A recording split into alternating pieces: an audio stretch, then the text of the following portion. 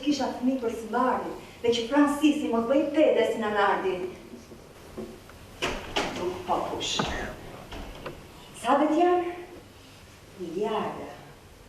Nuk kam në zi buke. Dhe ata shumohen, edhe qielli dhe kanë infektuar. Edhe hënën nuk mundi më ta shohim pa menduar se kush e di çka trahur dojnë ata idiotët atje. E pastër. Që nga fëmiria e kam pasur këto? Të mos ma shtroja. E kam për parasysh atë vajzën e vogël. Nuk kam për pa hepurosur se mamaja më kujdese për mua. Edhe atë zonin që pëshvërit. Atëherë, e tonë pak vëllën e vogël. Edhe unë që i përgjigjem qetësisht. E u kthej. Tani gjenoza kam qenë, kjo është normale. Seks në seks. Ajo kishte nxjerrë cicat sheshit, edhe qeve i ra parfum, po nga të ostia i vinte njërë bideje, dhe i spërdridhe si ishte mbregur si i kanit. Teatri është vendi ku raportohet gjithçka për jetën e njerëzve. Është vendi i cili është ngritur mbi kuriozitetin që njerëzit kanë për të ngjashmet e tyre. Është pjesë e vëzhgimit të vazhdueshëm që të gjithë kanë për të gjithë. Janë fjalët e Bertolt Brechtit, që ne na duken të përshtatshme për diskutimin që kemi zgjedhur të trajtojmë sot në Artes mbi teatrin, mbi një shfaqje teatrale që e përjashtojmë nga të tjera, nga ato prurje që ka pasur në 2 javët e fundit në skenat e teatrit në Tiranë. Bëhet fjalë për Gruan e thyer, e bazuar në novelën Monolog, ose më saktë në monologun që Simone de Beauvoir shkroi dhe botoi në vitin 1967. Monologu është pjesë e 2 veprave të tjera që rrinë në mesin e tyre, si pjesë e një triptiku. Botuar fillimisht në Shqipëri në mesin e viteve 90, përkthyer nga Diana Çuli dhe ripërkthyer së fundmi nga Mantia Capo. Është pjesë e 2 novelave të tjera, Mosha e maturisë dhe Gruaja e thyer.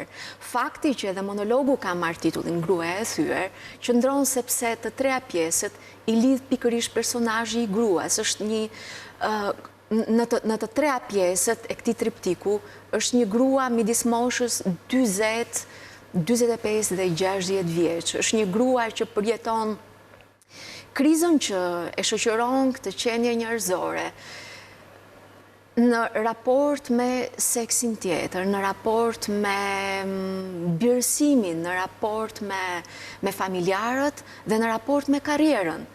Monologu përmbledh pak nga të gjitha të kësaj gruaje e quajtur Muriel. Adriana Tolka është sot me mua këtu, ne do të na bashkohet pak më vonë dhe regjizori i pjesës Endri Çela. Pjesa është prodhim i teatrit kombëtar eksperimental, ka pasur premier në 24 Mars dhe do të rikthehet këtë javë, kështu që jemi sërish para shfaqjeve në datat 6, 7 edhe 8 prill. Adriana, faleminderit që je sot këtu dhe është kënaqësi që të kem gjithmonë të pranishme sepse bashkë kemi se çfarë të diskutojmë dhe çfarë të flasim duke ndjekur rregullisht edhe skenën teatrore në Tiranë. Falenderoj Elsa për vlerësimin. Jam shumë e vlerësuar duke marrë pjesë në emisionin tuaj, sepse mendoj që është i vetmi emision i mirëfillt kulturor. Jo i analitik. Ka të tjerë. Mua më pëlqen i mirëfillt në kuptim nga që është analitik, nuk është thjesht prezantues, thjesht për të promovuar një shfaqje. Më pëlqen thellësia si i trajtoni dhe i gjykoni gjërat e botës. Adriana, faleminderit shumë. Është nga ato pjesë ku ti jo vetëm ndalesh në atë që performanca teatrale të ofron për të kaluar për gjatë 1 ore, pra ti shikon pjesën vizuale, shikon energjinë e aktorit, por për te gjithë kësaj, për te ati konsumi dhe komunikimi që ti merr në 1 orë, kur kthehesh në shtëpi, e merr me vete këtë pjesë, sepse edhe teksti Simone de Beauvoirit është vërtet një tekst i fuqishëm, është një tekst që të ndihmon ta vazhdosh reflektimin mbi gjendjen e gruas. Mendon që vetëm një grua mund ta merrte përsipër një pjesë të tillë, sepse unë di që pjesa është zgjedhje jotja. Ti ke vite që mendon për këtë, që nga momenti që ajo u ripërkthye, u ribotua në Shqip para pak vitesh. Në vend të... Pra, përse pikërisht gruaja ka këtë afrimitet? Sepse të them të drejtën, nuk është se unë e shikoj si një vepër feministe. Shtu e shikoj dhe unë si juve, do më thënë jo vetëm feministe. Në vend të gruas së thyer, mund të ishte një burr i thyer. Në Shqipëri nuk e di sa do të ekzistonte një burr me një vokacion të tillë, një aktor që fare mirë mund ta transplantonte atë për gjinin mashkullore. Por me sa njohun rrethin nuk besoj shumë, rrethin këtu. Pse? Çfarë i mungon? Nëse një aktor mund të dilte me burrin e thyer, domethënë. Mendoj që njerëzit rreken më shumë të eksplorojnë, ashtu si dhe unë, gjëra që kanë afrimitet me botën e tyre. Dhe unë një nga arsyet që e zgjodha këtë vepër është sepse gjej shumë të përbashkëta, shumë përsijatje dhe ndjeshmëri të përbashkëta me veten time, me personazhin e Murielit. Më fal që po të ndërpres, mendon që funksionon vërtet kjo për teatrin tek ne, që zgjedhja e pjesëve bëhet sepse krijuesit e tyre, pra në këtë rast regjizori ka vërtet një afrimitet, se mua më duket që pikërisht në këtë piknisje nuk ka një përputhje. Po pra pikërisht, dhe nuk mendoj që një aktor këtu do kishte një vokacion të tillë për një vepër, një femër po, një kolege tjetër po. Se zakonisht kam përshtypjen që monodramat e zgjedh aktori, ndoshta nga që është tërësisht i një aktori. Pra monodramat afron të privilegj. Do me thënë që është aktori që zgjedh monodramën dhe pastaj thret regjizorin për ta ndihmuar. Ndërsa, domethënë është e kundërta, është inversi shfaqjeve të tjera me më shumë aktor në përgjithësi që thret regjizorin në përgjithësi. Po një burr, një koleg nuk do ta mendoja, nuk mendoj që do ta kishte një vokacion për paktën për veprën që po flasim, fatkeqësisht. Me gjithë respektin që kam për kolegët dhe për emocionin që ata transmetojnë në skenë. Pra, afiniteti yt me këtë pjesë ku qëndron? Nëse mund të më rendisësh 2-3 gjëra esenciale. Kalimet emocionale. Për shumë, po ta shohim shumë e ngjyra Muriel, nuk është thjesht bardhëzi dhe ka kalime të shpejta nga një gjë në tjetrën, sepse proji i saj mendimit është shumë i vrullshëm. Mendimet në çast të zëvendësojnë në njëra tjetrën, mendimet e natyrave të ndryshme. Megjithëse rajnë tek e njëjta gjë, tek i njëjti interes, tek i njëjti piksynim.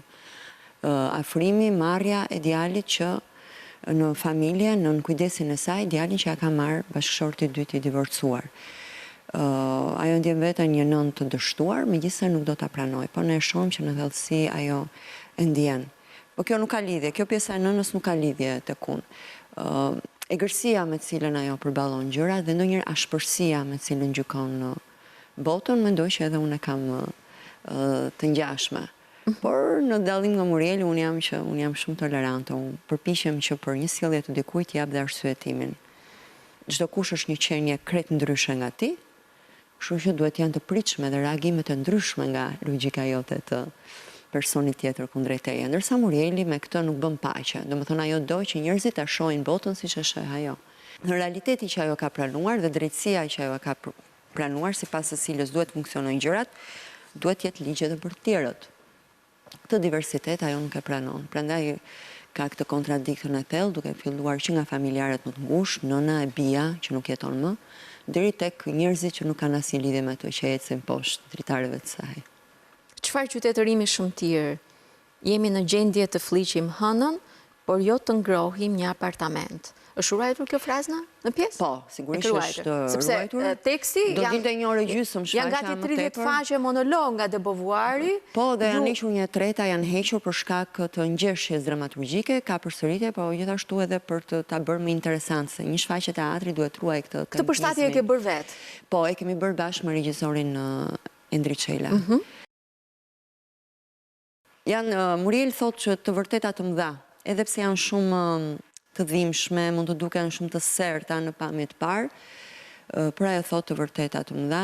Dhe pikërisht në një moment kur njeriu vërtet po zbriste në hënë dhe po zbulonte hapësira të tjera, ndërkohë që hapësira njerëzore mbetet një mister më i madh se sa i universit. Në kohën kur shkruar vepra kishin filluar ta flishin dhe hënën, sot e kanë bastarduar fare dhe hënën. Dhe ne kemi trajtuar si të tillë. Do të thënë ajo hënën, pastërtinë e hënës, përpara se ta shkelnin njerëzit, Muriel, do të thënë mes kësaj pastërtie dhe pastërtisë së saj si njeri, ajo heq një trajektore.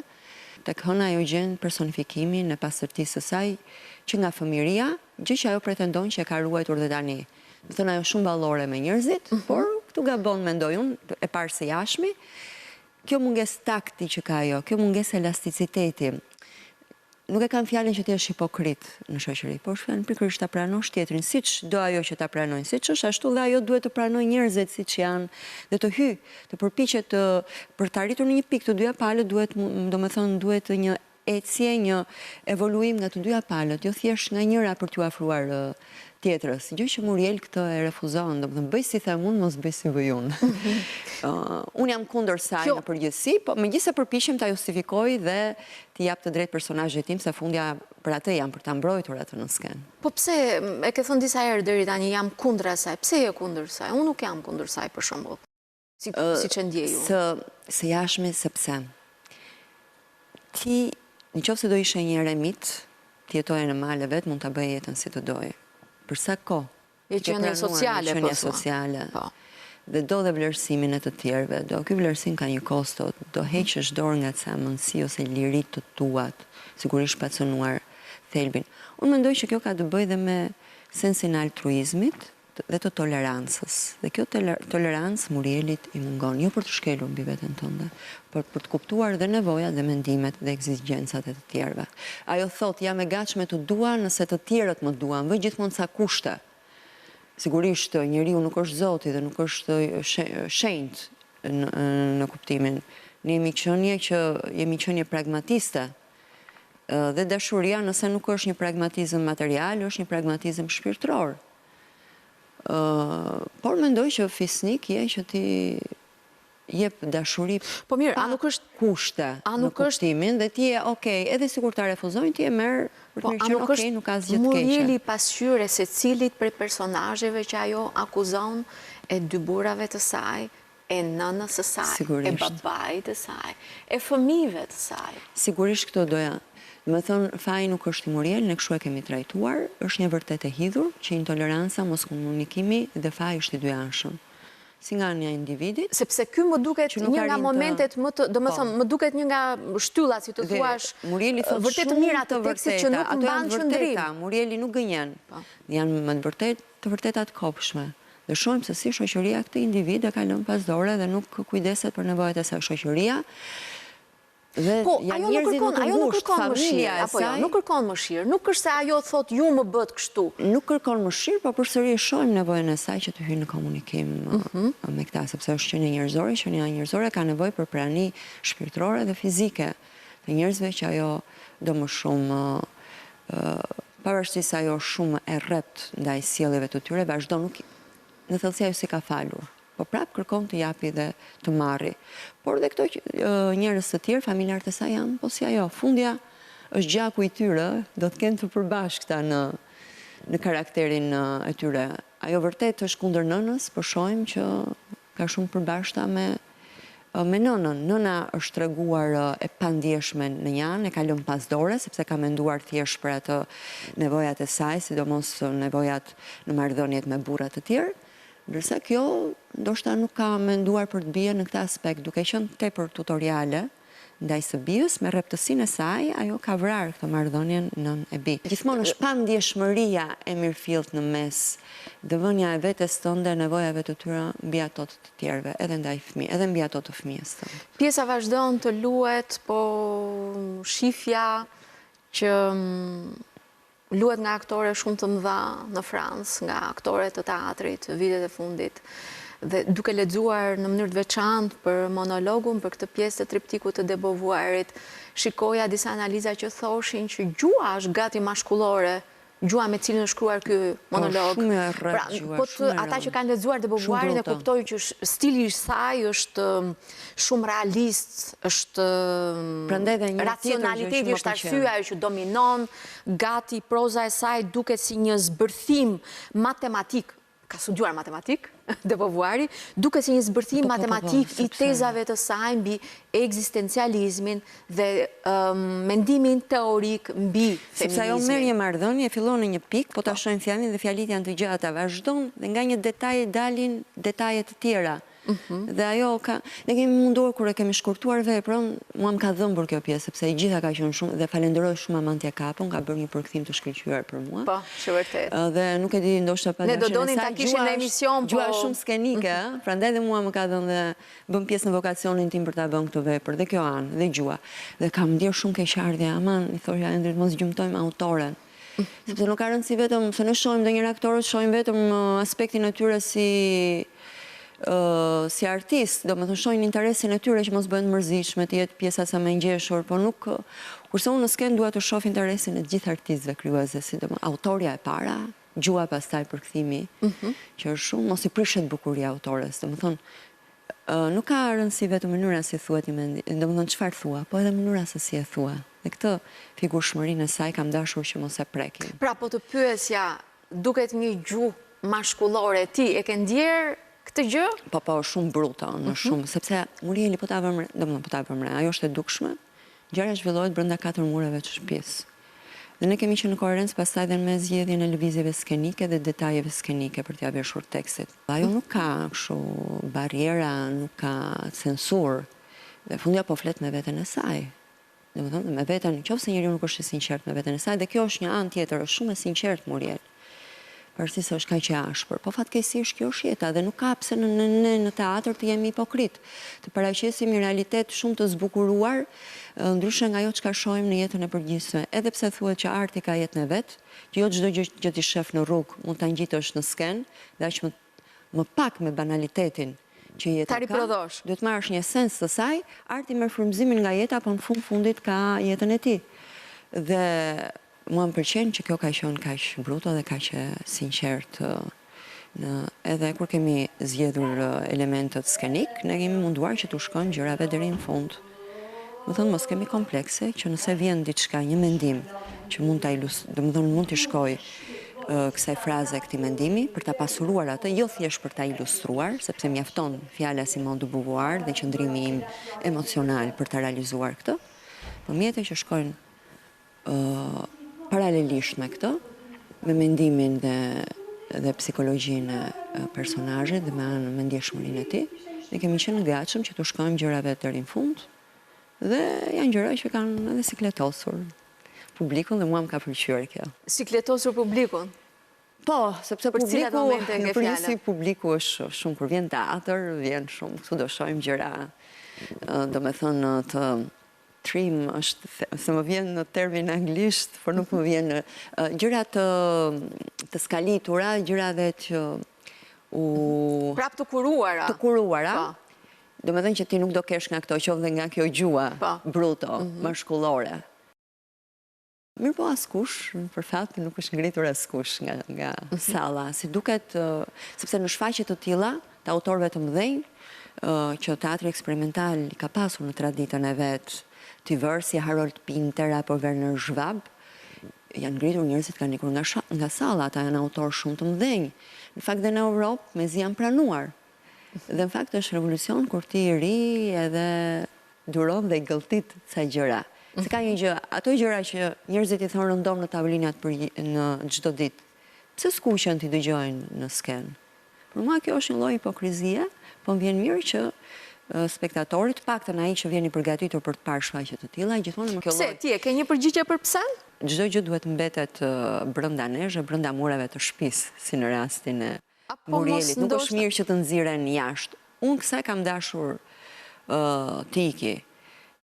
Thuhet që një aktor në skenë duhet jetë shumë bruto, shumë të hidhet në skajet e tij, të shkojnë në limitet e tij, ndërsa në jetën e përditshme duhet jetë vërtet një zotëri në kuptimin e vërtet të fjalët. Në fakt, rëndom do dhe kundërta.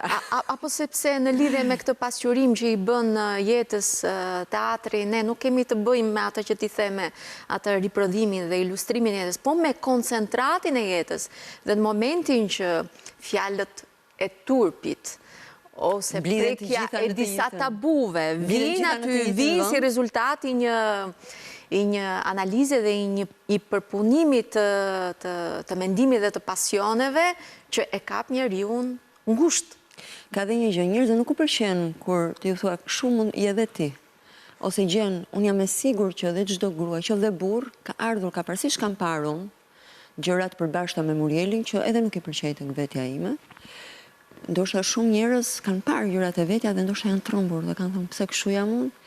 Në fakt ti duhet ta pranosh një gjë të tillë, jo ti vësh barrierë, sepse ndryshe ti nuk do bësh atë katarsisin brenda vetes tënde, se procesi katarsis duhet ta pranosh një herë që e ke. Dhe pastaj kështu fillon vetëshërimi dhe unë do isha shumë e lumtur nëse pas një shfaqje të tillë, siç e the edhe në fillim të këtij emisioni Elsa, njerëzit të shkojnë në shtëpi dhe të reflektojnë gjatë në lidhje me këto. Jo për Simone de Beauvoirin, më tepër se sa për gjërat që i kanë ata që shkojnë në veten e tyre dhe i kanë parë dhe të pasqyruara në skenë.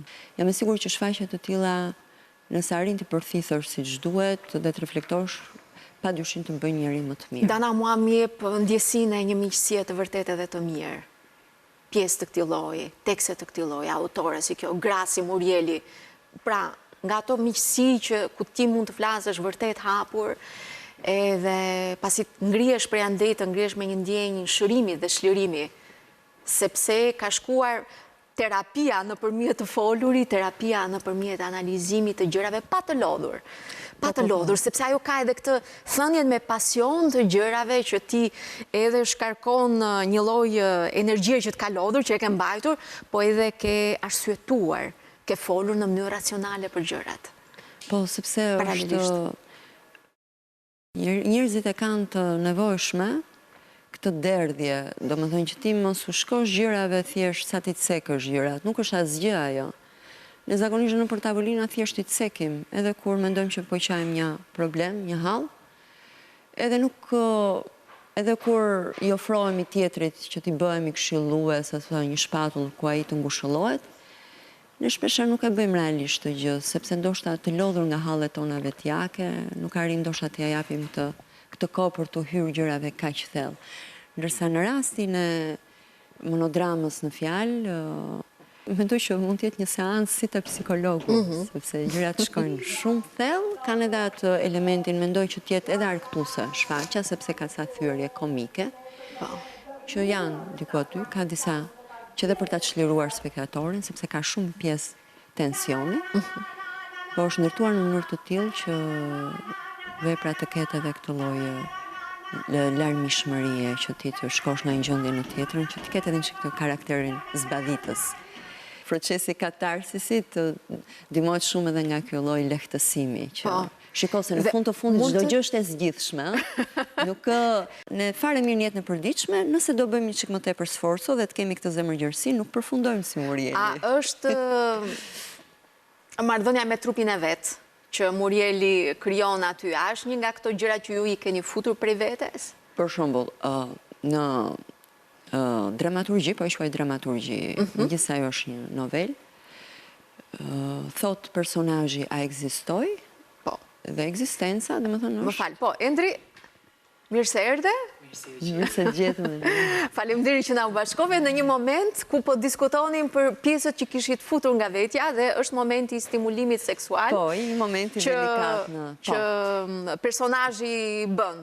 Dhe natyrisht duke qenë monolog dhe nuk përshkruan as veprimet tek, sepse nuk është shkruar për teatr, domethënë de Beauvoir se ka shkruar për teatr. Ti je lirë që ta abstragosh. Pra ju keni gjetur lirim për ta futur një moment të tillë dhe pse, si e justifikoni?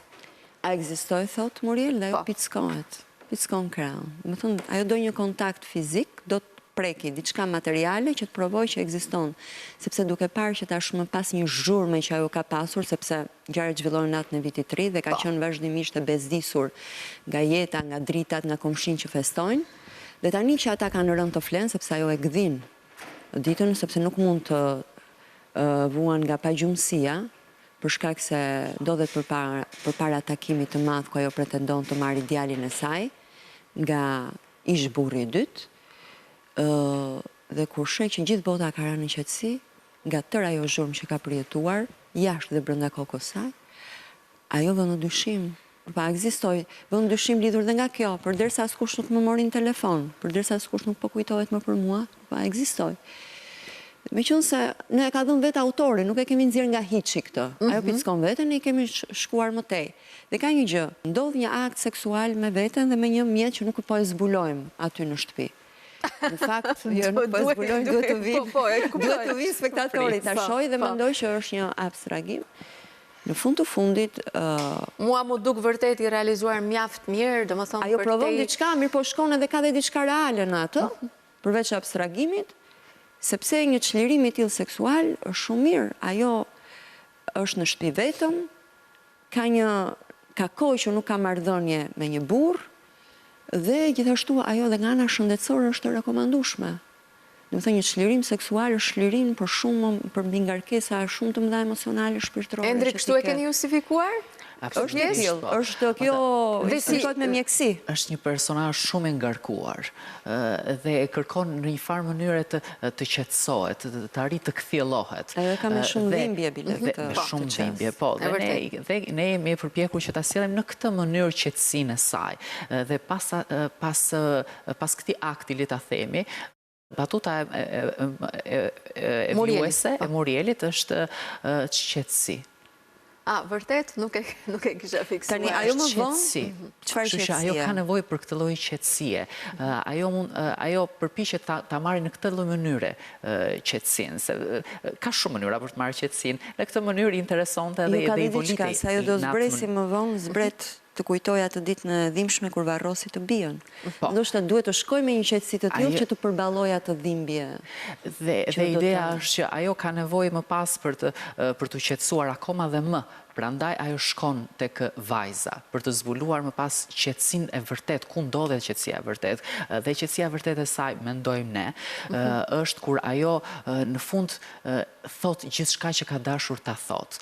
Skena e fundit me vajzën, kur ajo i flet vajzës, dhe thot vajzës time 17 vjeçare, unë i flas tani në sy dhe i them që kam qenë nëna më e mirë. Kështu që për të arritur personazhi deri këtu, po. Për të arritur deri këtu, ka nevojë një farë mënyre të çlirohet, të qetësohet nëpërmjet këtij stimuli, siç është akti, dhe më pas ajo vendos të thotë që kam nevojë për një qetësi akoma më të thellë, më shpirtërore, kam nevojë të pastrohem në një farë mënyre. Dhe shkon edhe flet me vajzën. Unë kisha zgjedhur një moment nga ky reflektim për të bijën, kur thotë është shumë e kollajshme me këto droga që i gjej gjithandej, këto vajza që për një fjalë goje luajnë me vetvrasjen. Silvia ndoqi modën, por ajo nuk u zgjua më. Të gjithë erdhën dhe puthnin Silvin, asnjë nuk më puthi dhe i me që bërtiti, ti e vrave, i me nana ime. Dhe pastaj kalon në një hall tjetër të saj të hershëm, dhe më thonë, raportin që ajo ka me nënën.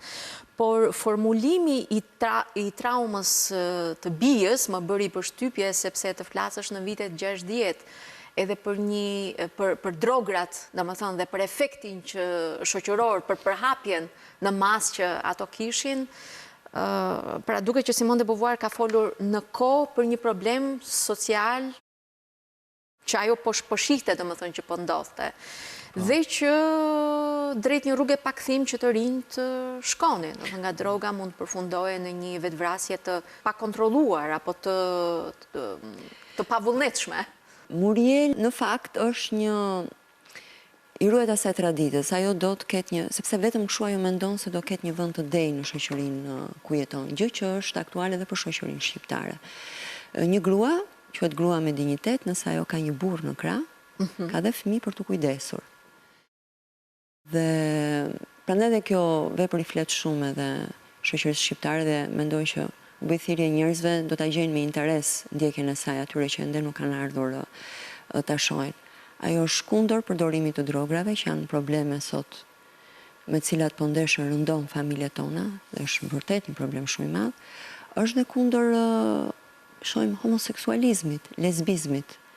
I përmend ne kemi cekur, nuk e kemi trajtuar sepse hapeshim shumë, por për shkak për të ruajtur linjën tonë, ajo çka na interesonte më shumë vetëm e ka cekur. një moment të halli që mund kishte e bia, ndoshta mund kishte rënë në kontakt me ndonjë lesbike ose ndonjë bande rrugaçësh përderisa vrau veten, sepse ajo nuk I gjen veten fajtore tek akti I së bijës.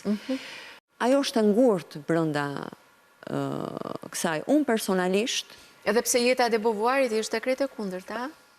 po, Më thonë, ajo ka qenë gati një libertine, ka bërë një jetë për dakor, por libertine. një njeri merr përsipër që të flasë në emër të një shtrese të gjërë shoqërore, këtë kanë bërë, më thënë autorët e mëdhenj këtë bëjnë, mendojnë që marrin parasysh, do më thënë, ndoshta nuk marrin parasysh vetëm nevojat dhe mendimet, thjesht ato pikpamjet e tyre personale. Ndoshta duan të përfaqësojnë një shtresë më të gjerë.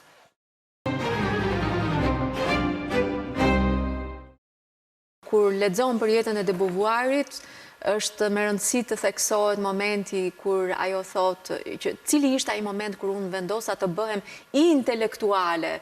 Pra, intelektualizmi si një lloj mediacioni, si një lloj lidhjeje I dy të kundërtave që kanë nevojë të bashkohen nëpërmjet një analize. Pra, pak a shumë ajo kështu e shpjegon rolin e intelektualit, sepse brenda familjes së vet shikonte një kontradikt të madhe mes babait të vet ambicioz, që e kanë nxitur shumë të hyrë rrugës së studimeve, dhe nënës konservatore.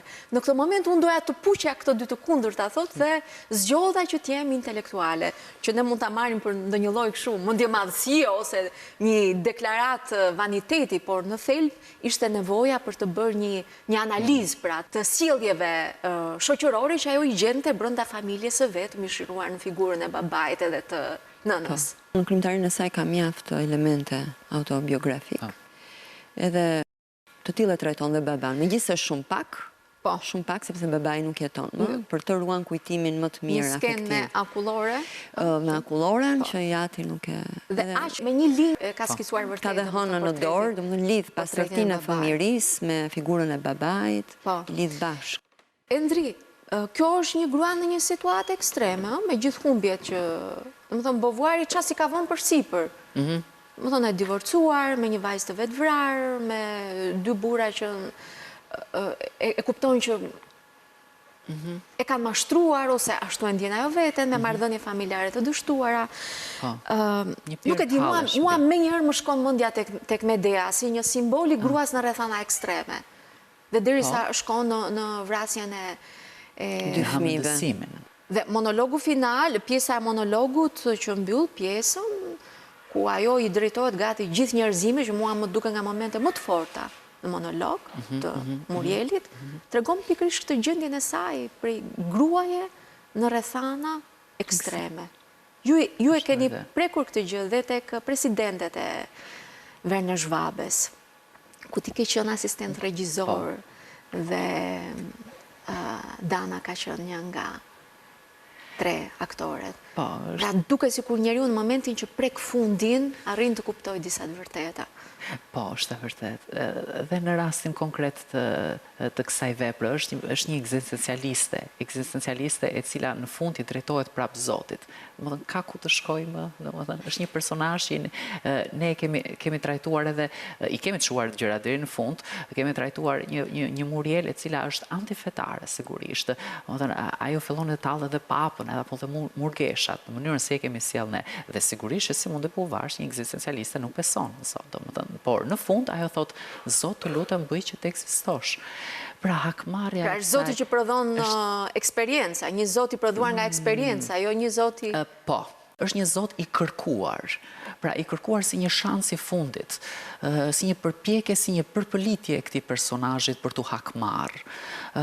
Nuk e di nëse e keni prekur apo jo, në fillim të novelës ka vetë se një fjali, që ajo hakmerret nëpërmjet fjalës, nëpërmjet monologut. Shumë faleminderit që përmendë këtë citat që de Beauvoir I bën në Flaubertit. Pra, ajo hakmerret fal monologut. E mrekullueshme. Pra shko çfarë armësh që ka.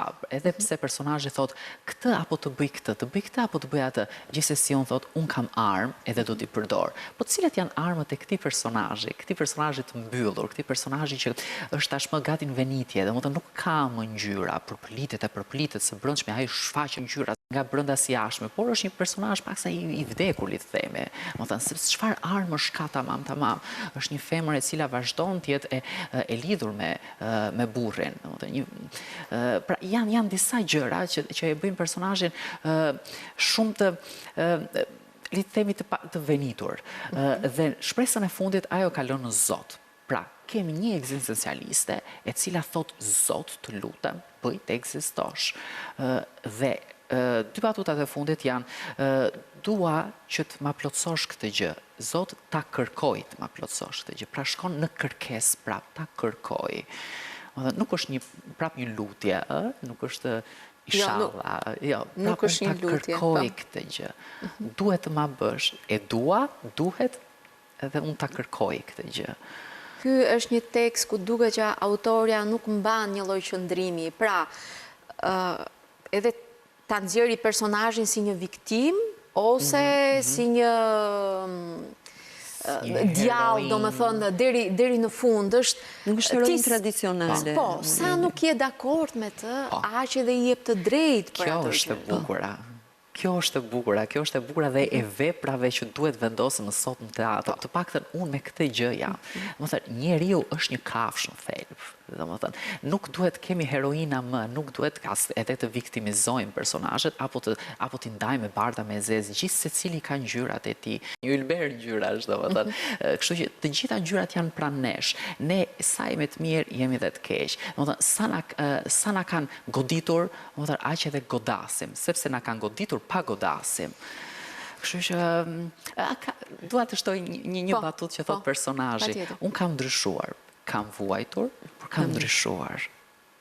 Si kam ndryshuar ky personazh nëpërmjet dhimbjes, nëpërmjet vuajtjes. Pra të tjerët e kanë lënduar dhe ky ka ndryshuar. Por si ka ndryshuar tani pas këtij lëndimi, të shpik pyetja. Dhe ne prandaj e shohim këtë personazhin tani kështu si që shohim, pra as mirë, as keq, domethënë as viktim, as heroin, as djallë, si që ju e përmendët. Ky ka ndryshuar nëpërmjet lëndimit. Jo, po i më shohi kësaj pike sepse vërtet dua të kuptoj që çfarë i lidh njerëzit me këtë pjesë. Se natën e premierës që e pashun, që njerëzit e pritën shumë mirë dhe them të drejtën unë isha me një lloj frike edhe për ju. Niveli i analizave është intelektual, është i holl, kapërcimet janë të papritura, ajo që shpjegoi Adriana që në fillim, domethënë, nga pasionit e urrëtitjat e dashuria me pikatore që ajo pjesët e brishtësisë. Ka kalime që duhet jesh shumë i vëmendshëm për ta ndjekur pjesën. Dhe jo sepse ajo të imponohet, po sepse vërtet të përfshin nga së brendshmi, jo me elemente artificiale dhe të jashtme. Unë them që është e vërteta. Pavarësisht se mizanskenat apo dekori apo çdo gjë është e pastër, në vetvete ky personazh nuk është i pastër, është thjesht i vërtet, është thjesht një qenie mishi i tillë. Po të shikoni edhe lëmshin që ka, është lëmsh me copa me ngjyra mishi. Po. E vërteta, është thjesht ngjyra. Për këto dy elemente doja aty pyesja në fakt. Skenografia duket si një shtëpi që është asimetrike.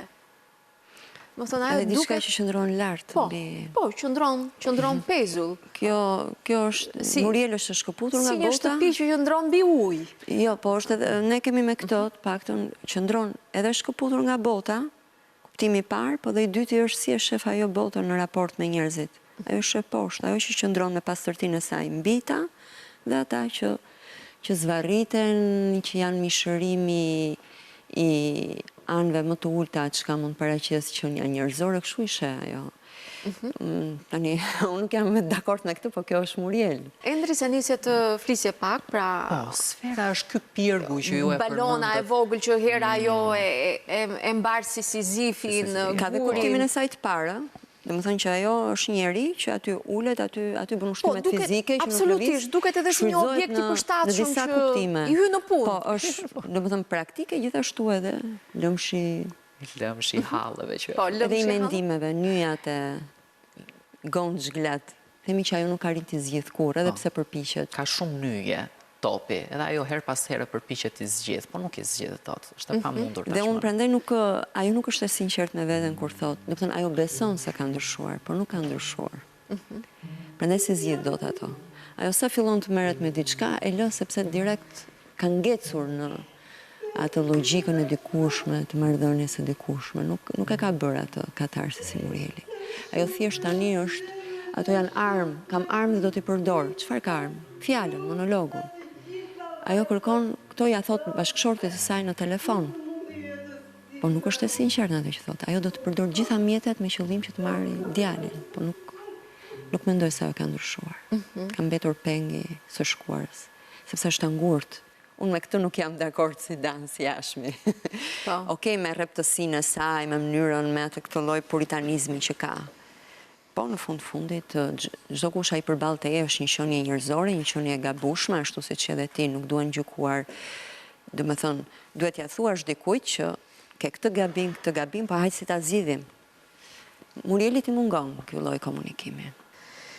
Endri, ti ke qenë asistent regjizor, ke punuar me regjizor të huaj, ke qenë aktor, po ashtu kujtoj Jashderës të Borhertit dhe i kemi kushtuar një emision, ka qenë një realizim i shkëlqyer, apo presidentet e Verne Zhvaber. Punon shumë me teatrin për fëmijë, me muzikalët, dhe vjen tani në një zhanër tjetër, i huazuar nga letërsia, një autore shumë e mirë, do të punosh vetëm me një aktore, me një tekst që ka një gjuhë, sidoqoftë të zgjedhur, analitik, domethënë është një tekst analitik.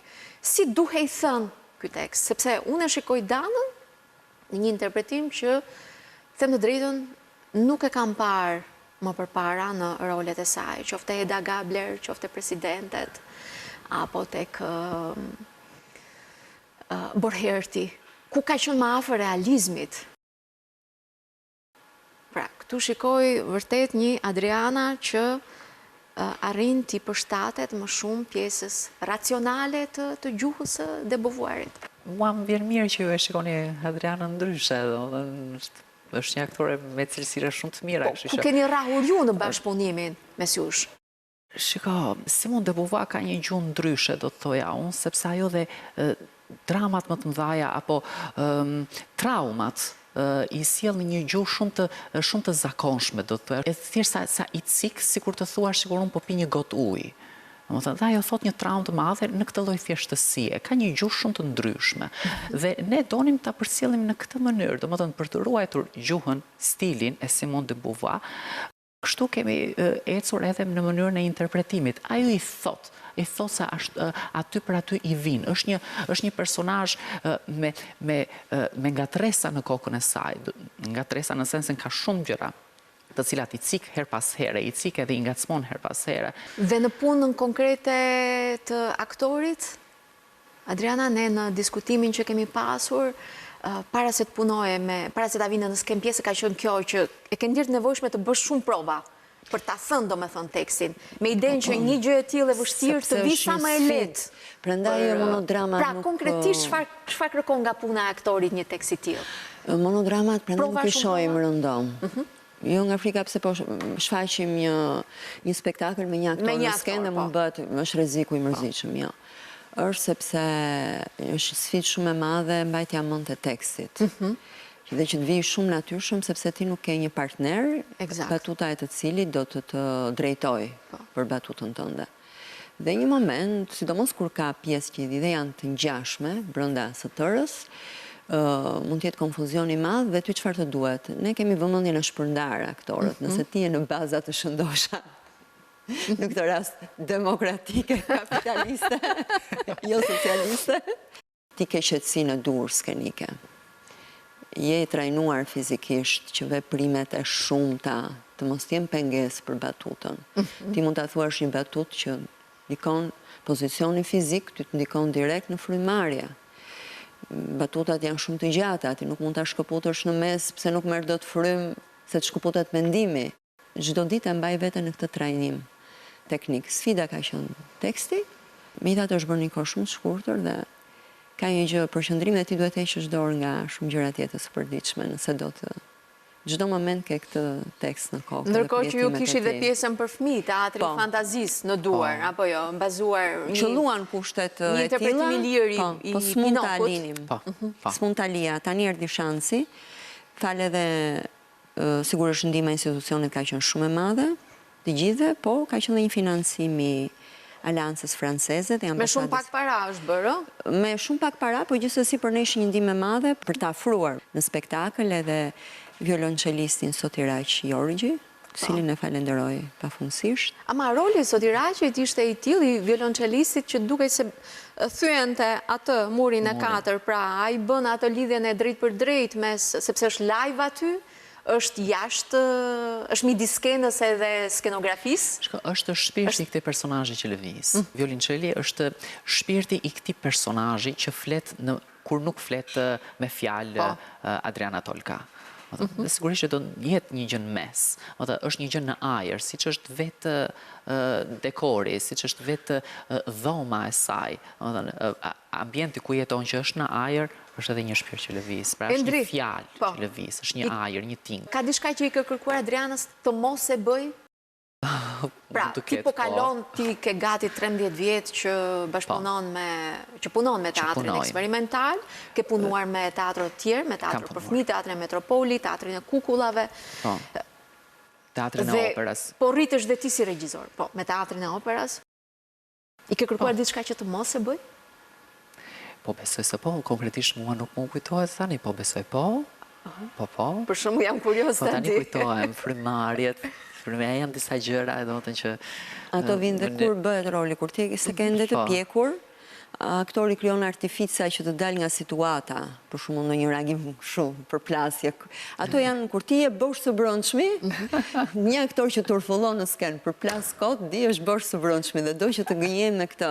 Të i kam pasur dhe unë në proces, po mendoj në shfaqje. Temperamenti, e tradhton temperamenti, nuk e kontrollon. Jo, ti nuk e ke së brëndshme dhe kujton se mund të ambushër si ashme këtë gjë.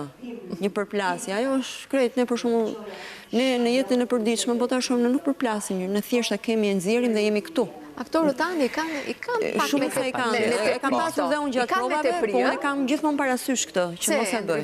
Pse ndodh kjo? Ja, për këtë arsye që ka shumë tike. Që e tha, sepse nuk gjenë së brëndshme. Nuk gjenë së brëndshme. Dhe përpiqen për së jashtme, ta ndihmojnë të brëndshme. Po është pjesë e procesit kjo. Po është me fat ai një aktor që në fund në spektakël shkon, pasi ka kaluar edhe për këto gjëra, ai shkon i zhveshur nga këto gjëra, gjestet e tepruara. Arti thelbësor, shumë thelbësore ka sensin e masës. Pra, ku është sensi i masës? Dhe këto gjestet hynë këtu. Domethënë përveç kësaj që sapo thanë, domethënë se një gjest, një gjë e tillë mund të jetë egzageruar, mund të egzageruar në sensin mua po më zvoglon se unë e bëj këtë kështu. Po është sensi i masës, duhet të kesh një nuhatje shumë të mirë, regjizori, po them duhet të ketë një nuhatje shumë të mirë të brendshme të aktorit. Domethënë çfarë është duke ndjerë ai në këtë moment. Si po e përjeton, duhet ta ketë nuhatjen shumë të mirë për ta kuptuar e ka pak të brendshme, e ka si jashme, po e ndihmon veten dhe është gjë teknike që do ta sfumojë më pas, apo është sepse ai kërkon ta ngarkoj, ta bëj pak patetike siç i themi ne. Domethënë është çështje sensi masës dhe arritje të kuptuarit regjisor aktor. Marrëdhënia është pak e vështirë për të kuptuar. Në monodram duhet të jetë shumë e fortë lidhja e regjisorit dhe aktorit, domethënë është një shtrëngim shumë i fortë dore, sepse vetë se ne të dy jemi, ne po i qajmë hallet. Më vjen mirë që ju keni vite që bashkëpunoni dhe sepse duke besuar fort tek njëri tjetri mund të bëhen gjërat. Po shfrimi i nervave të mia të Andrea ishte, ose kisha hequr dorë nga pjesëtarët e tjerë të familjes, plus ata ishin rehat këto kohë, se të gjitha Endri tani do jemi si burë gruaj, thash. Vinë të rinj nga Universiteti i Arteve, pra vinë direkt nga periudha e studimeve, pastaj se si ndryshojnë ata dal nga dal, pra një shkollë më duket mua e cila nuk i përputhet fort mirë edhe asaj që kërkon skena sot. Them që edhe me ju ka ndodhur kjo, që e keni zbuluar veten nëpërmjet edhe bashkëpunimit me regjisor të huaj, vetë që keni punuar Dana ti me përkthimet që ke bërë. Pra, ke kaluar nga Stanislavski në shkollë, ke përkthyer Stella Adlerin, lexon teori mbi aktorin, dhe besoj e gjitha kjo të ka çuar drejt një rrugë që më shumë duket e bërë vetë se sa e... Në këtë profesion asnjëherë nuk bësh e mësuar mirë filli. Ti vazhdimisht mëson, ashtu siç ndryshon jeta dhe evolon, ashtu duhet të ndryshojë dhe aktori. Për fat keq, me gjithë respektin që kam për kolegë të rinj, një pothuajse të gjithë, se kam punuar me të gjithë. Ata kanë shumë dëshirë. po vi nga një shkollë me shumë ankësira. Teatri eksperimental është si një lloj site, se aty vinë.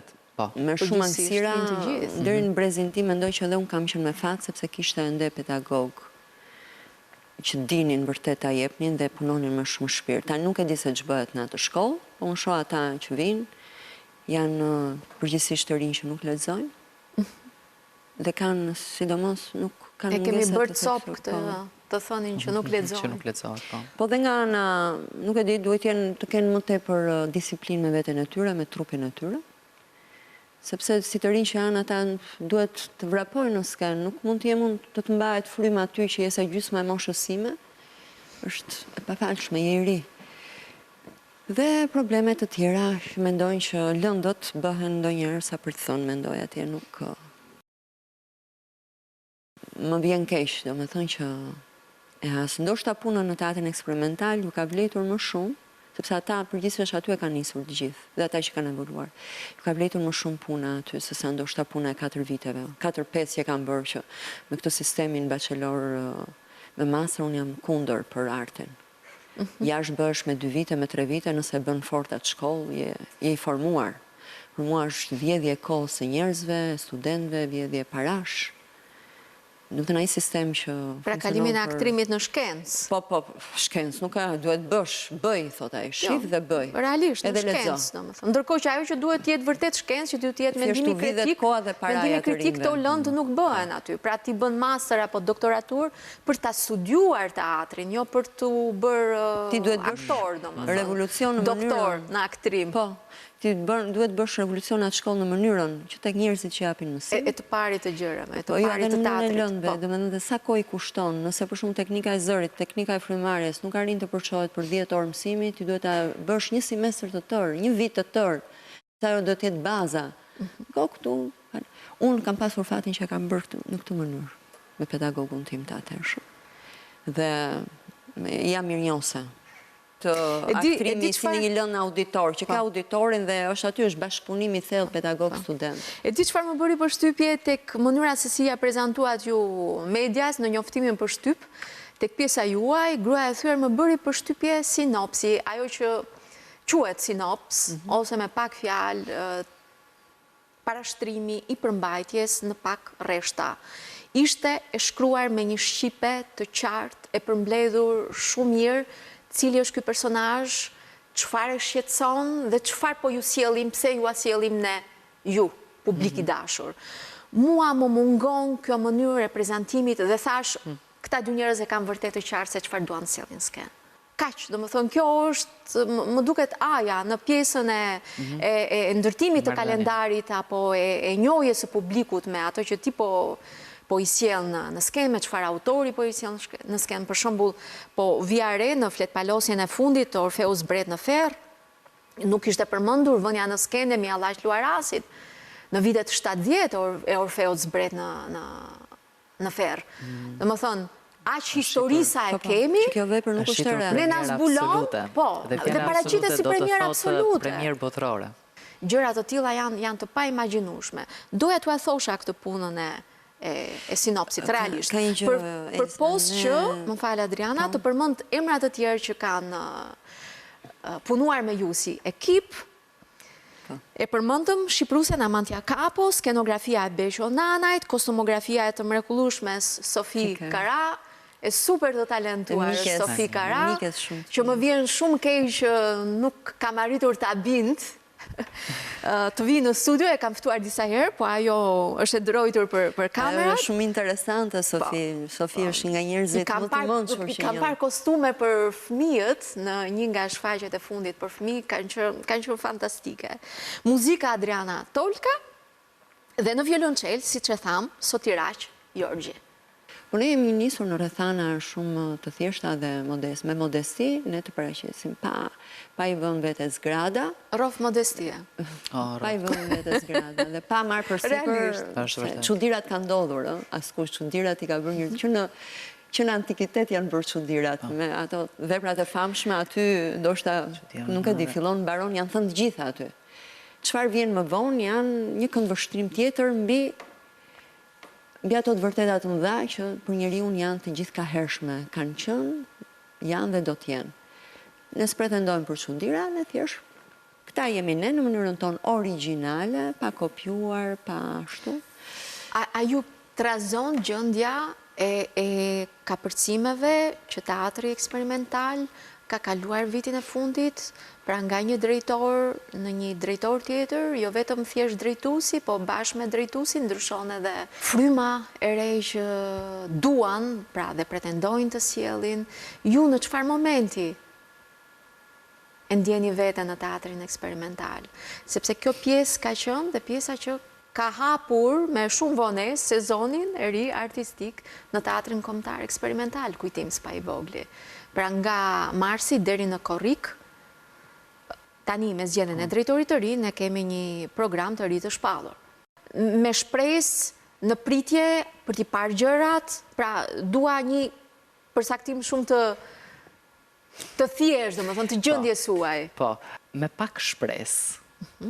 Nëse më përpara me drejtorin e kaluar nuk kishim dhe ai shpresë, kësa radhe shohim pak shpresë. Kur them pak, nuk po flasë në mënyrë konkrete për drejtorin tonë, por po flasë në përgjithësi për teatrin. Më thëmë, për politikat që ndiqen për teatrin, për politikat që ndiqen që nga lartë për teatrin. Unë them që e ardhmja do t'jetë më e zymt, them unë.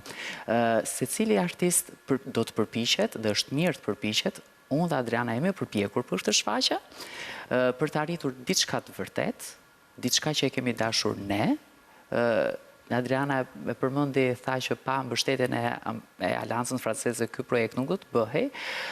Pra, pa iniciativën e vërtet të sinqert të artistëve të mirë, të sinqert, të drejt, teatri nuk ka për të ecur përpara. Por unë shoh politikat për ta vrarë artistin. Dhe të ardhmen se shikon? Tani për momente, sepse ne varemi edhe nga njëri tjetri. Këtu dua të them, këtu dua të arrijë që nëse artisti vërtet ndërgjegjësohet edhe thuhet që unë jam artist dhe unë jam një qenie sociale. Po flet për një lloj solidariteti. Solidariteti, po, solidariteti, por që nuk bëhet fjalë për solidaritet parash. Solidaritet për të mirën e të përgjithshmes. Dhe ky solidaritet si një mënyrë për të ushtruar një lloj presioni te politikat, po thua. Pra, për çfarë do duhet solidariteti? Unë nuk e besoj se do ishte çështje ushtrimi, se sa çështje që t'i çojmë gjërat vetë ne dal nga dal aty ku duam. Nëse ti je vërtet artist dhe do ta çosh teatrin aty ku duhet, do ta sjellësh publikun me të vërtetën tënde. Po e dua konkrete këtë gjë. Jam thuaj ti mua. Politikat lartë, Ministria e Kulturës, Ministria e Kulturës. Çfarë do doje ti të bënde për teatrin? Më thuaj një gjë konkrete dhe gjë e parë që do doje. Fjala liri është shumë e madhe. Ne në fakt, si qenie një zone, nuk jemi të lirë, por sërish po e përmend fjalën liri. Nuk je i lirë. Ti si artist nuk je i lirë. Liria këtu përfshihet edhe çështje financiare, edhe çështje politikash të drejtimit të teatrit, edhe në përzgjedhjen e veprave dhe në përzgjedhjen e gjithçkaje. Pra, teatri dhe ministria duhet të të ndihmojnë ty në çfarëdo lloj kërkese që ti ke. Pra, nisim këtu nga financat, vazhdojmë këtu dhe me përzgjedhjen e të gjitha gjërave që deri tek violonçelisti. Dhe si që përmendim që konkretisht është një zgjedhje e jona. 6 milion lek të vjetra ka shkuar produksioni i pjesës suaj?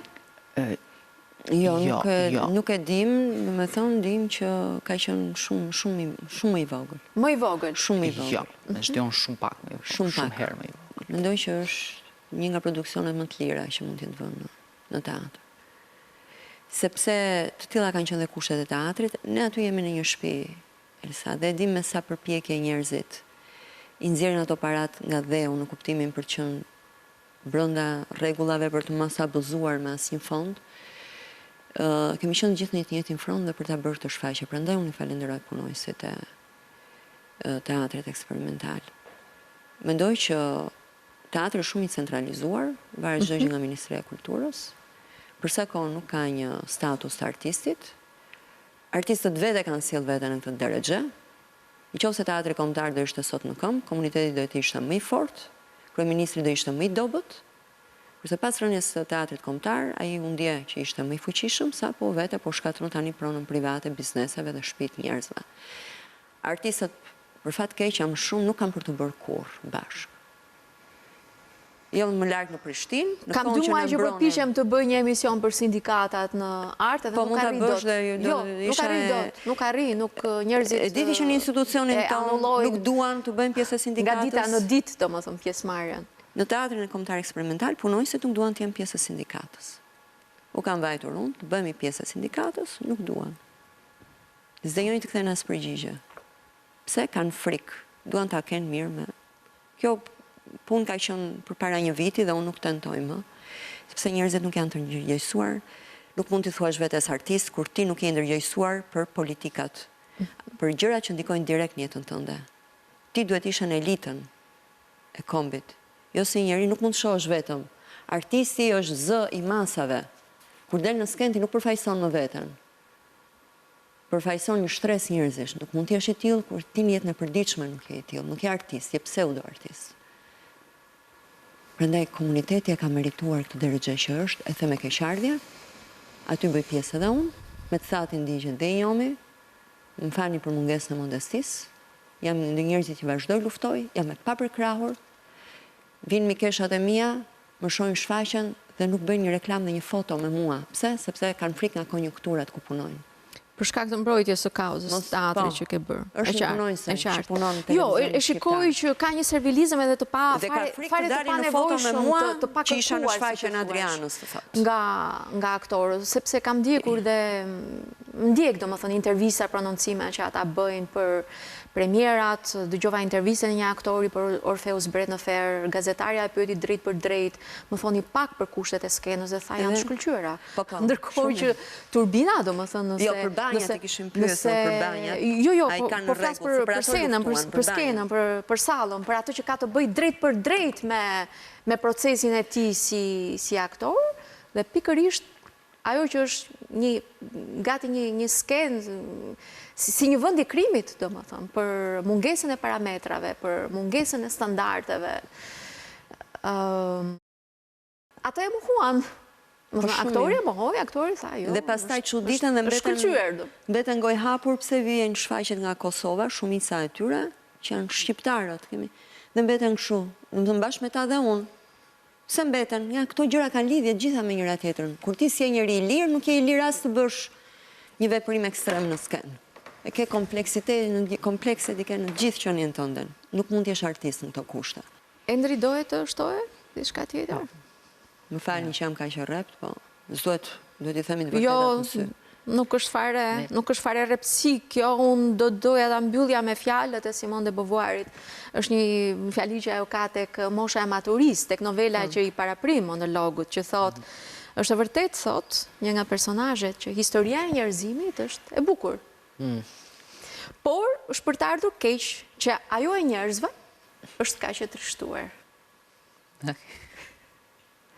Unë ju falenderoj shumë që ishi sot këtu dhe realisht si gazetare do doja që të mos hiqni dorë nga kjo liri që i jepni vetes, nga kjo klim që i krijoni vetes, jo vetëm për të zgjedhur pjesë të mira, po edhe për të shprehur me zërin lart dhe fort ato që ju mendoni.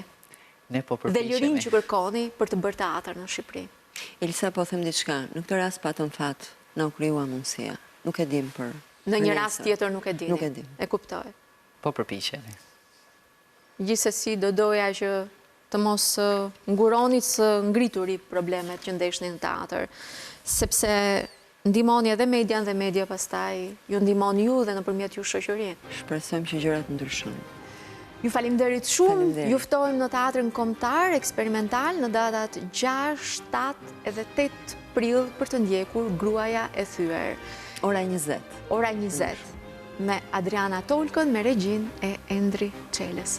Faleminderit, miropafshim. Do të shihemi të mërkurën e ardhshme. Miropafshim.